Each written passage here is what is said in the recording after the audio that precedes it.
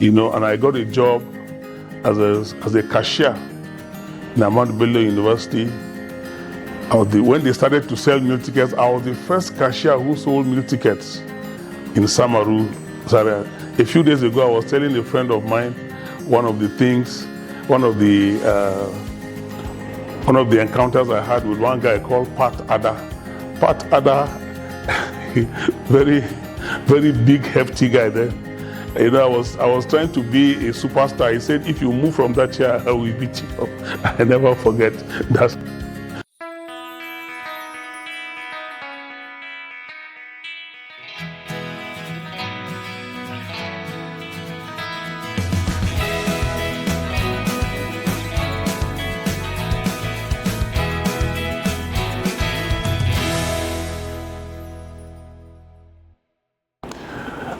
Good day, distinguished ladies and gentlemen, and my viewers. I'm delighted to be here. My name is David Ndanusa Akuboh.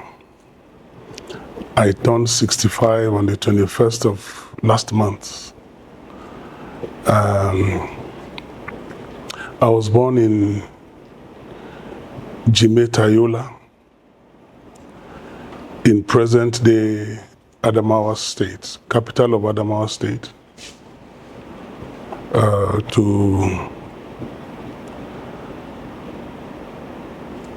To a young police officer back then, Mr. Elijah Akuboh, who died 5 years ago at the age of 100.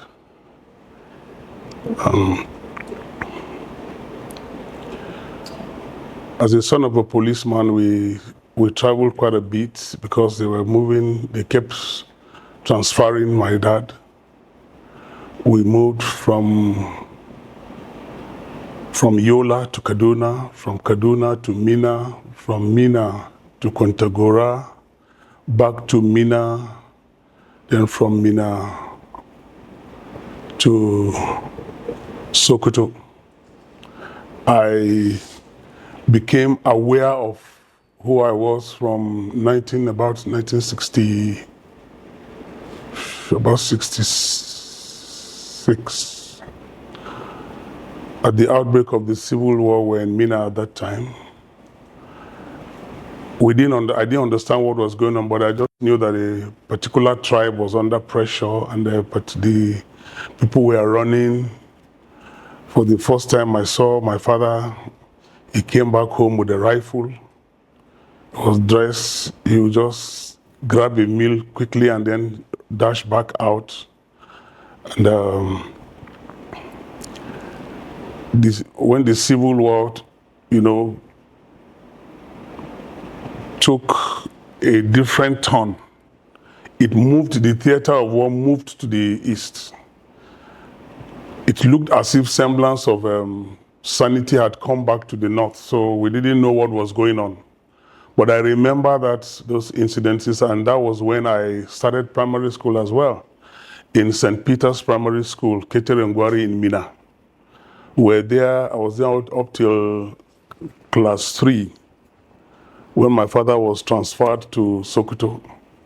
And that was the first time I entered a train. I remember it very well. The day we were moving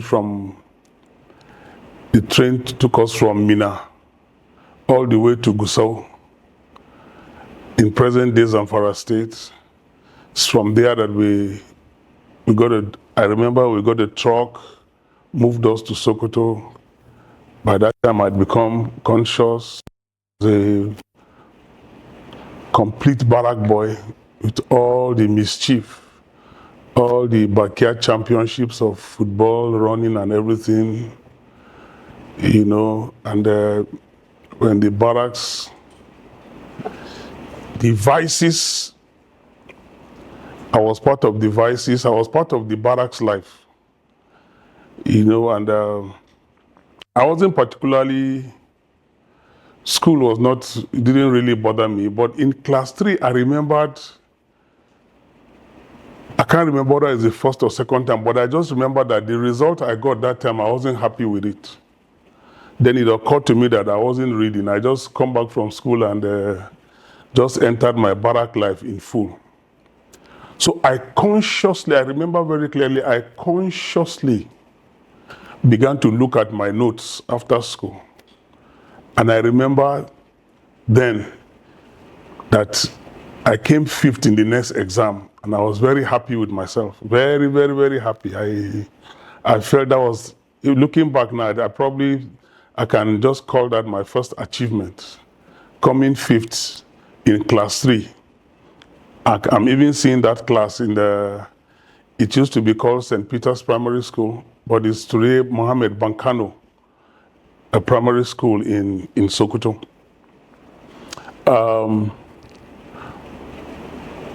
From there, from Sokoto, where my father was transferred to Kontagora, I was in class 7. You know, when they transfer you in the police, it didn't matter whatever was happening to your family or your children. So once they move you, you just put your family in the truck and you moved. So we moved to Kontagora. From Kontagora, we were in Kontagora. I went to class 7. That's in 1992. Or in 1972, we moved to, I was in class 7 and I finished, but I wrote common entrance in Sokoto. So I had to go back to Sokoto to a family. And they got me, I wrote FGC exams. I don't know what happened to the result, because that was where all of us wanted to go to FGC. Because back then in church, in St. Paul's Anglican Church in Sokoto as well, where I learned to speak Yoruba fluently. You know, when they come on Sunday, students from FGC, everybody wanted to be like them. That's where I met Galadima and Lokoja, late Galadima. That was when I knew him. You know.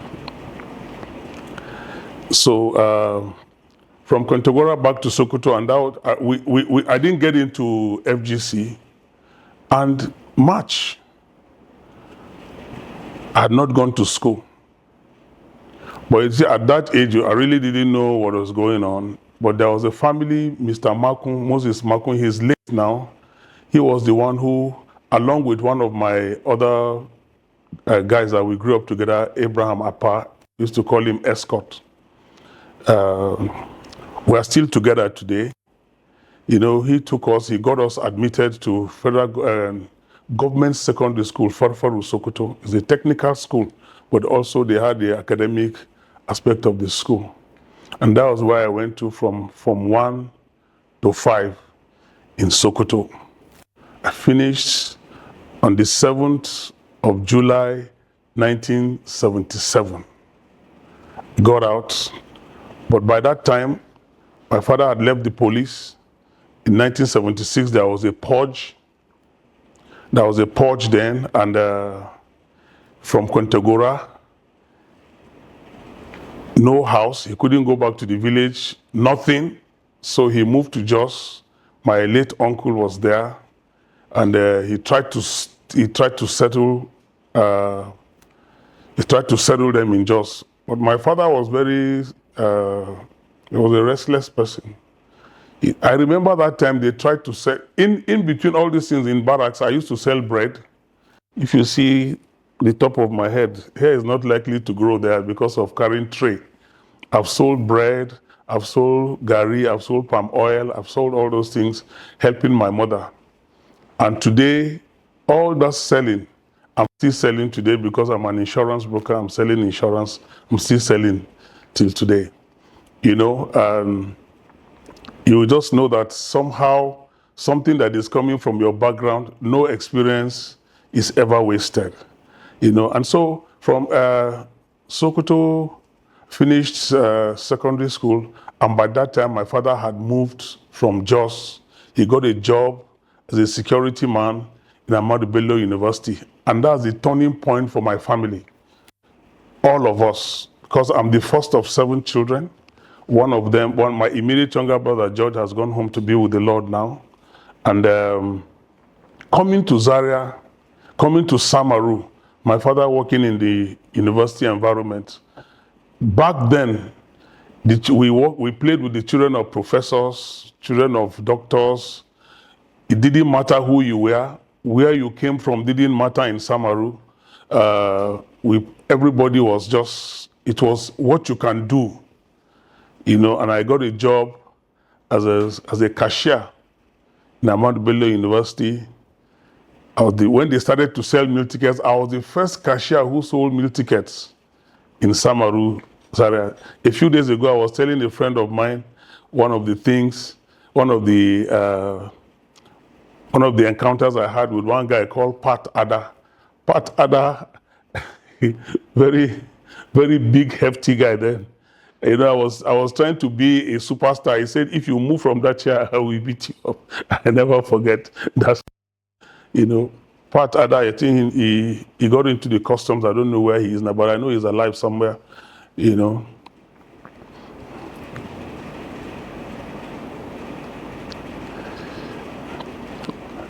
So that's part of the beginning days, the Zaria, and you know, Zaria. Like I said, it was a turning point for the entire family because we had the opportunity to go to school. I was there.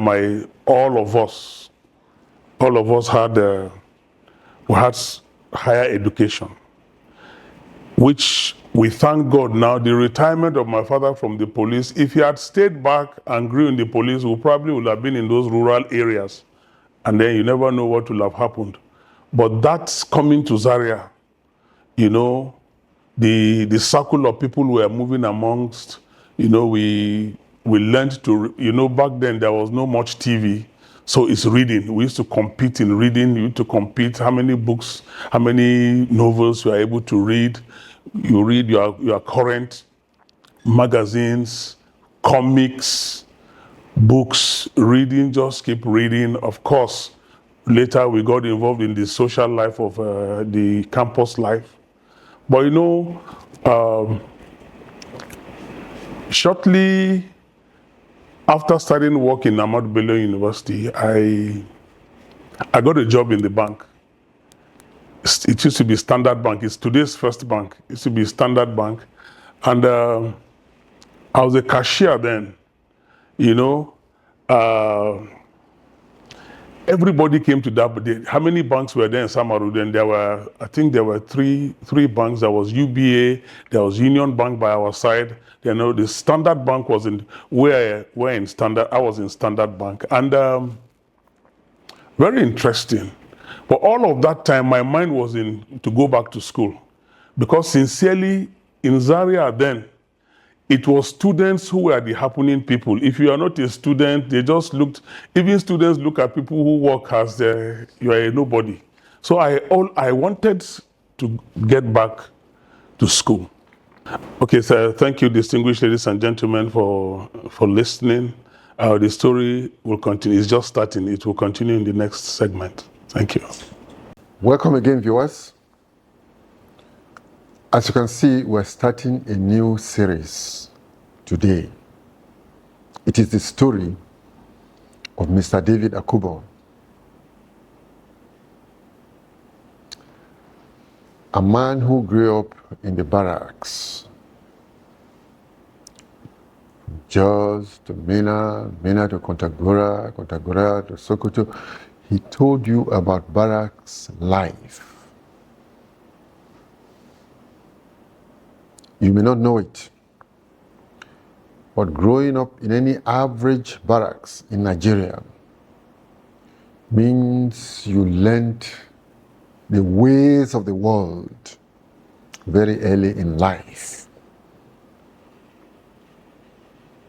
All kinds of things, vices. But he's just beginning to tell the story. And I ask you to stay with us. You will hear something that will challenge you. He didn't exactly end up a barracks boy. There was an intervention. Please give us your attention. Let me ask you to subscribe to this channel. So anytime we post a new clip, you're the first person to see it. Stay with us. You will hear something that will challenge your life. Thank you for tuning in today.